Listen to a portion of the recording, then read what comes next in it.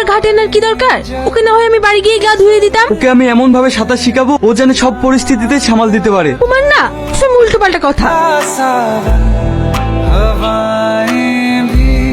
কি গো, ওর হাত পা বেঁধে কি করছো? ছেলেটাকে মেরে ফেলবে নাকি? আরে না গো, আমি ওকে অন্য টেকনিক শিখাচ্ছি, তুমি দেখবে। কোন বড় ভাই তেমনি তার ছোট ভাই। ঠিকই আছে, তাতে আসো, আমি এবার তোমাদের খেতে দিয়ে অন্য কাজগুলো করব। ভাবি, কি গো, চিৎকার করছো কেন? কি হয়েছে তোমার? কিচ্ছু হয়নি, আমি বাড়ি যাব, এক্ষুনি বাড়ি যাব। কি যেতে বলছো?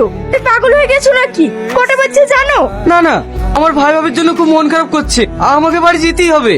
মা, আব্বা। কি রে, কি হয়েছে তোদের? এত রাতে ডাকছিস কেন? তোমাদের জন্য কি বলছে দেখো, এক্ষুনি নাকি বাড়ি যাবে। কেন, কি হয়েছে শাহিন? আব্বা, আমার ভাই ভাবির কথা খুব মনে পড়ছে, আমি বাড়ি যাব। বাড়ি যখন যাবোই বলছো, ঠিক আছে, আমি কালকে তোমাদের বাড়ি যাওয়ার ব্যবস্থা করে দেবো, এখন ঘুমাও।